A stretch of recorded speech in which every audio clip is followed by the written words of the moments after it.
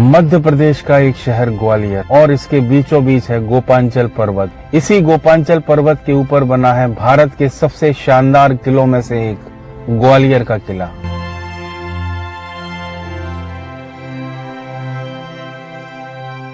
कई सौ सालों में बहुत से तुर्क, अफगान, मुगल, राजपूत, मराठा और ब्रिटिश साम्राज्य आए और चले गए। उन सब की गवाही देता यह किला आज भी खड़ा है अपनी बेजोड़ नक्काशी, कारीगरी और बेहतरीन महलों के खंडरों को लिए हुए।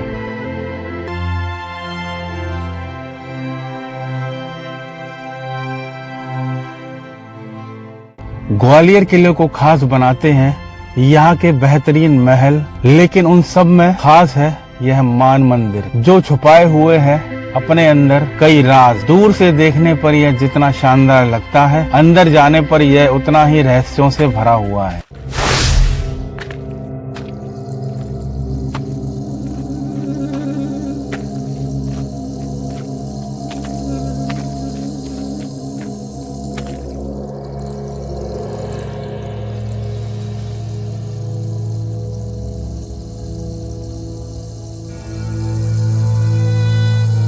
और इन सभी अनजाने रहस्यों को देखने के लिए हम चल दिए ग्वालियर के किले की तरफ। ग्वालियर स्टेशन से अभी 20-25 मिनट भी नहीं हुए थे और हम पहुंच गए थे ग्वालियर किले की तलहटी में, जहां से शुरू होती है ढलानों का सिलसिला, जिनको हमें चढ़कर जाना था किले के ऊपर। किले के अंदर आते ही हमें दिखा यह बादल दरवाजा, जो राजा मानसिंह तोमर के चाचा की याद में बनाया गया था। जैसे ही इस दरवाजे से आगे बढ़ते हैं, सीधे हाथ की तरफ बना था एक खूबसूरत महल, नाम था गुजरी महल। यह राजा मानसिंह की 9वीं रानी मृगनयनी के लिए बनाया गया था। इसी ढलान के रास्ते में हमें मिला भगवान विष्णु का चतुर्भुज स्वरूप मंदिर, और इस मंदिर में मौजूद है ग्वालियर में शून्य का इस्तेमाल होने का शिलालेख। किले पर चढ़ने के थका देने वाले रास्ते के बाद आखिरकार हम पहुंच गए ग्वालियर के किले को पहचान देने वाले सबसे बेहतरीन महल के सामने, मान मंदिर महल, जिसे महाराजा मानसिंह ने 1486 के आसपास बनवाया था।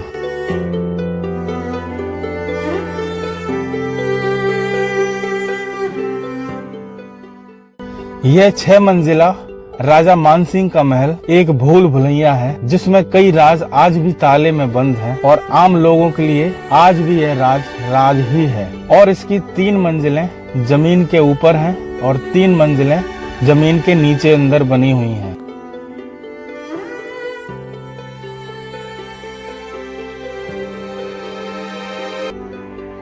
बहुत ही शानदार नक्काशी और रंग बिरंगी टाइल से बना करीब 300 फीट की लंबाई में फैले इस महल के बाहरी तरफ हमें देखने को मिलते हैं यह गोल टावर, जो कि लगभग 80 फीट की दूरी पर बने हुए थे और दिखाते हैं भारत की बेजोड़ कारीगरी को।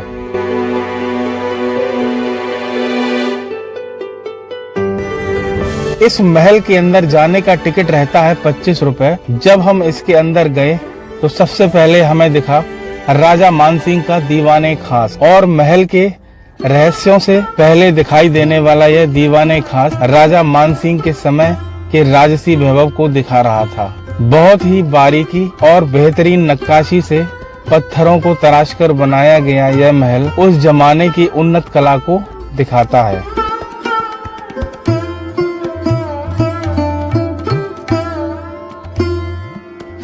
यहीं पर राजा अपने मंत्रियों के साथ बैठा करते थे। नीचे बनी थी संगीतकारों के लिए बैठने की जगह, और यह जो जगह दिख रही है यह था उस जमाने का मंदिर जिसे मान मंदिर नाम दिया गया था, जिसमें रानियां पूजा पाठ करती थीं। और इस मंदिर में बने हुए हैं 33 झरोखे, जिनमें अलग अलग देवी देवताओं की मूर्तियां स्थापित रहा करती थीं। और इन मंदिरों की दीवारों पर जड़े थे सोने, चांदी और हीरे जवाहरात।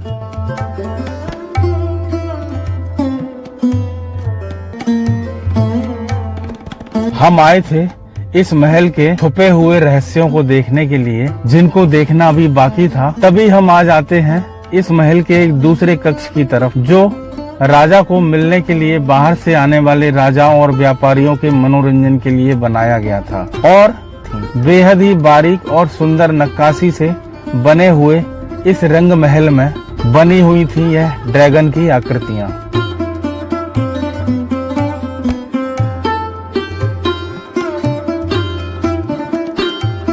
और इसी रंग महल के एक कमरे में बना हुआ है यह उस जमाने का एयर कंडीशन सिस्टम जो इस महल को ठंडा रखा करता था। ये जो आप खिड़कियां देख रहे हैं, इनके दोनों तरफ पंखुड़ियां लगाई गई थी। जब हवा चलती थी तो बाहर की पंखुड़ियां घूमती थीं और उसके बाद अंदर की तरफ घूमने वाली पंखुड़ियों के सामने पानी और इत्र से भीगे पर्दे टांगे जाते थे और इस तरह उस जमाने का बिना बिजली से चलने वाला एयर कंडीशन सिस्टम हुआ करता था।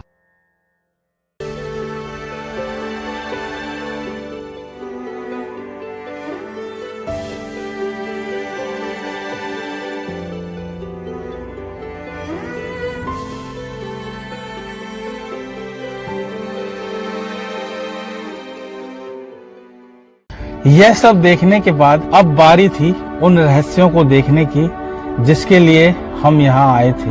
तभी सीढ़ियों से जाते हुए एक बंद दरवाजा मिला जिसमें ताला लगा हुआ था।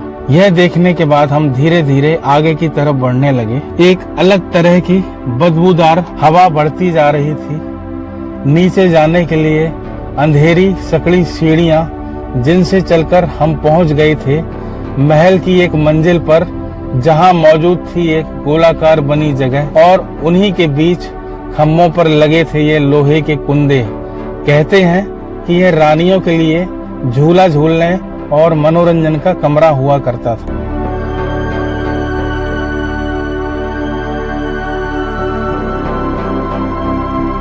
इस जगह से सीढ़ियों से ऊपर आने पर इस झरोखे से रानियां शहर का नजारा देखा करती थीं और जब राजा युद्ध में जाते थे तब सभी रानियां इन्हीं खिड़कियों से सेना को विदा किया करती थीं।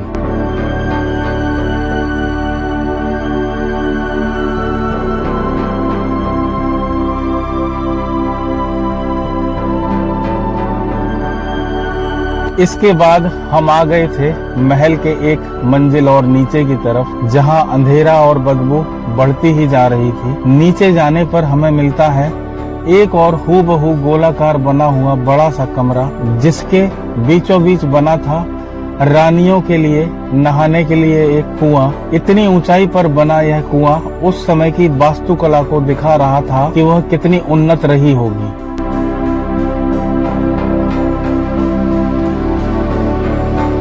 और इसी गोलाकार कमरे की एक दीवार पर बना था उस जमाने का टेलीफोन यानी इंटरकॉम सिस्टम, जिससे राजा रानियों से बात किया करते थे। और यह सभी बना हुआ था 3 इंच के लोहे के पाइप को काटकर, जो कि राजा के कमरे तक जाता था।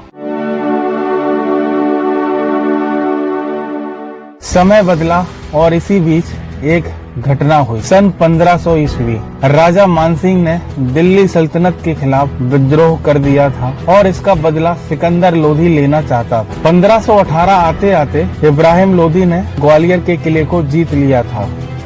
उस समय ना तो सिकंदर लोधी जिंदा था और राजा मानसिंह की मृत्यु हो चुकी थी।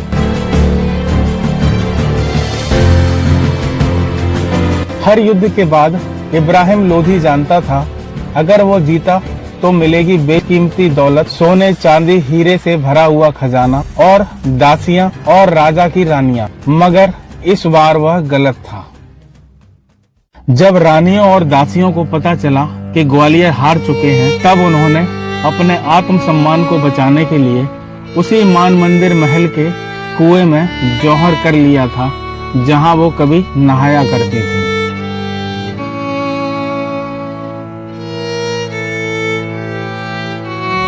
मान मंदिर और मानसिंह महल में लगे बेशकीमती हीरे जवाहरात सोना चांदी इब्राहिम लोधी ने लूट लिया था।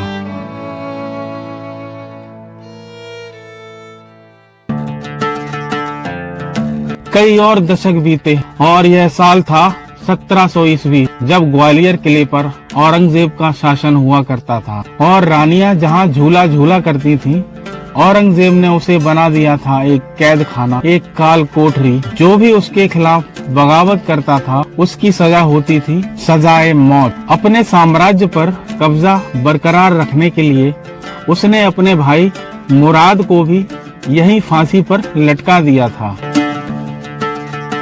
मान मंदिर महल को देखने के बाद अब बारी थी उसी के पास बने हुए विक्रम महल, कर्ण महल और जहांगीर महल को देखने की, जहां जाने के लिए हमने ले लिया था 20 रुपए का एक और टिकट। विक्रम महल के सामने ही बना हुआ था एक बहुत बड़ा हवन कुंड, जहां पर राजा के समय हवन और यज्ञ अनुष्ठान हुआ करते थे, और साथ ही है एक शिवलिंग जहां पर आज भी पूजा होती है। यह महल पहले एक मंदिर हुआ करता था। विक्रम महल के ठीक उत्तर की दिशा में बढ़ने पर हमें मिलता है जहांगीर महल। बीच के बड़े मैदान में मौजूद है एक कुंड जिसका पानी कभी सूखता नहीं है। उस जमाने में यह बगावत करने वाले राजाओं का कैद खाना हुआ करता था। इस महल में बने हुए गड्ढों में राजाओं से चक्की पिसवाई जाती थी और बदले में उनको दी जाती थी अफीम, जो कि राजाओं को दिमागी तौर पर तोड़ दिया करती थी।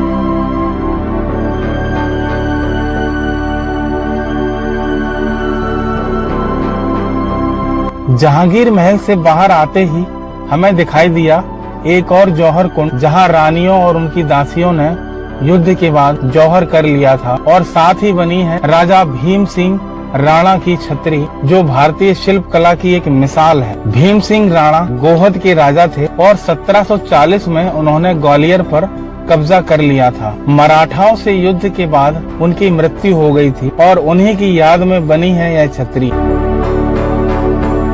ग्वालियर किले के इस हिस्से में सभी महलों को देखने के बाद एक महल अभी भी बचा हुआ था, जो कि इन सभी महलों में सबसे ज्यादा पुराना था, और वह था कर्ण महल। 2 मंजिला इस महल में थे 2 बड़े बड़े बरामदे, जहां राजा अपनी बैठकें किया करते रहे होंगे।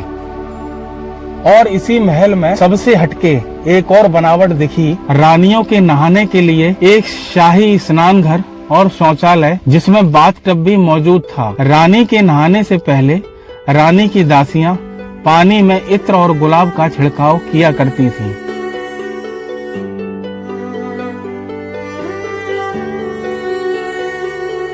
मान मंदिर महल को बनवाने के साथ ही राजा मानसिंह ने उसके सामने ही एक पानी का बड़ा कुआं बनवाया था, जिसे हम 80 खम्भों की बावड़ी के नाम से जानते हैं। कहते हैं सिकंदर लोधी के हमले से किले की घेराबंदी की गई और पानी को इकट्ठा करने के लिए महज 5 दिनों में उस समय के इंजीनियरों ने इस बावड़ी को बना दिया। और इसी के ऊपर बना है यह एक शिव मंदिर, जो कभी मुगलों ने तोड़कर एक कैद खाने में बदल दिया था। यहाँ भी बगावत करने वाले राजाओं को जंजीर से बांधकर रखा जाता था, और उन्हीं के साथ सिख धर्म के 6वें गुरु हरगोबिंद साहब को भी कैद कर लिया गया था। धीरे धीरे जहांगीर की तबीयत खराब होने लगी। तभी किसी पीर ने जहांगीर को बताया कि ग्वालियर किले में बंद गुरु हरगोबिंद सिंह को छोड़ने पर ही उनकी तबीयत ठीक हो सकती है। जहांगीर ने पीर की बात मान ली और गुरु साहब को छोड़ने का हुक्म दे दिया, लेकिन गुरु साहब ने शर्त रखी कि उनके साथ वह सभी राजा बाहर जाएंगे जो उनके साथ बंद हैं। और इस तरह से हरगोबिंद साहब ने 52 राजाओं को छुड़ा लिया था। उन्हीं की याद में यह गुरुद्वारा दाता बंदी छोड़ ग्वालियर किले पर बना हुआ है। कहते हैं गुरु हरगोबिंद साहब ने 52 राजाओं को अमावस्या के दिन कैद से छुड़ाया था, और हम भी गुरुद्वारे के सामने पहुंच गए गुरु दर्शन के लिए। और आज भी है अमावस्या। गुरुद्वारे में गुरु पर्व कीर्तन चल रहा था, और गुरु दर्शन के बाद हम आ चुके थे किले के दूसरे दरवाजे की तरफ। मान मंदिर महल से थोड़ी दूर चलने पर हमें मिलते हैं यह 2 मंदिर, जो कि बेहद ही खूबसूरत बने हुए थे। यह राजा कच्छप घात वंश के राजा महिपाल ने 1093 ईस्वी में अपनी पत्नी और बहू के लिए बनवाए थे, जिसमें बड़ा मंदिर सास का और छोटा मंदिर बहू का है। यह मंदिर भगवान विष्णु को समर्पित है। हिंदू मुस्लिम युद्ध के दौरान यह मंदिर टूट चुका था और अभी सिर्फ खंडर ही बचे हुए हैं। फिर भी नागर शैली की नक्काशी से बने हुए यह मंदिर बहुत ही शानदार दिख रहे थे। दाताबंदी छोड़ गुरुद्वारे से कुछ ही कदमों की दूरी पर बना है यह तेली का मंदिर, जो कि भगवान विष्णु को समर्पित है। मंदिर का गर्भगृह युद्ध में खंडित होने के साथ ही यह मंदिर भी खंडहर में बदल गया। ये घुमावदार ढलान थी जिससे उतरते हुए हम जा रहे थे किले के बाहर की तरफ दूसरे रास्ते से, और ढलान के रास्ते में बनी हुई थी जैन धर्म के गुफा मंदिर। कहते हैं कि यह मंदिर 7 से 15वीं शताब्दी के बीच बने हुए थे। पहाड़ों को तराश कर बनाई गई कई मूर्तियों में सबसे बड़ी मूर्ति थी जैन धर्म के पहले तीर्थंकर भगवान आदिनाथ की, जिसकी ऊंचाई लगभग 60 फीट की थी। और इसी के साथ इस वीडियो को करते हैं यहीं पर एंड, और मिलते हैं एक नई वीडियो में बहुत ही जल्द। वीडियो अगर अच्छा लगा हो तो लाइक और शेयर करना मत भूलिएगा। अगर आप इस चैनल पर पहली बार आए हैं और मेरे वीडियो को सपोर्ट करना चाहते हैं तो चैनल को सब्सक्राइब भी कर लीजिएगा। सूरज ढलने के बाद किले से देखने पर ग्वालियर शहर कुछ इस तरह से जगमगा रहा था।